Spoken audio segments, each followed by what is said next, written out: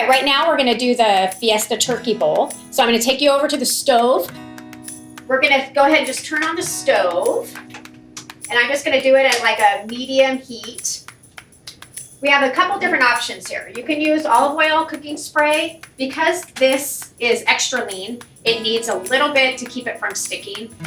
Even if you have a non-stick pan, it's good to put a little something down on there. So you can put a little bit of olive oil spray. You can add a little bit of extra virgin olive oil.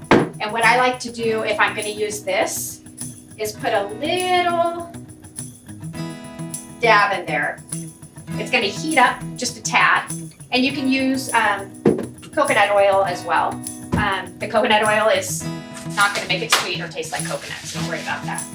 So once this starts getting heated up, the olive oil is just kind of gonna spread out a little bit as it heats.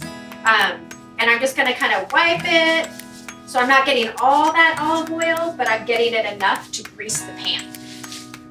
And then I'm just gonna add in my turkey, whichever one you wanna use. And different meal plans will have different amounts, so just keep that in mind. Right now I'm just gonna throw in the 1 pound. And I'm gonna grab a spatula.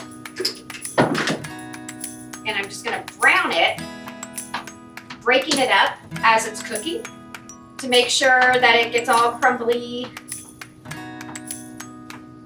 just like so.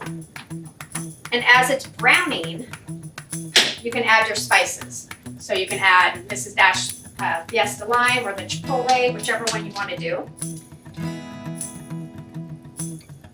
You also have the option too, if you just want to like put some lime, like fresh squeezed lime juice in there as well. So this will take probably 5 to 7 minutes to brown up. So we'll go ahead and let that brown up on the stove. I already had made some rice. And so right now we'll go ahead and rinse the black beans. Low sodium black beans, always get low sodium or no salt added. You're gonna kind of drain it out a little bit. Get the water going, kind of swirl it around a little bit. Drain it again. And I would do that a couple times. So 2 or 3 times, you're gonna swirl it around, drain it. You can also use a colander if you want. But this works just fine. And that's gonna have those ready. So right now, while we have this browning, I already have, it's coming along nicely. I already have everything prepared over here. So I'm gonna show you what that's gonna look like putting it all together. So I've already made the rice and then pre-measured it. So if you're prepping for the week, you can get containers like this and do several at a time, all 6 if you're able to, maybe 3 at a time, depending on how many you have. And it calls for 2.5 ounces of turkey, which has been seasoned. You have the black beans, tomato, cabbage, and then if you want to, and then some cheese, and you can also add a little cilantro if you'd like. You can put the cheese on top of there. And then at that point, I would just seal it up and stick it in the fridge.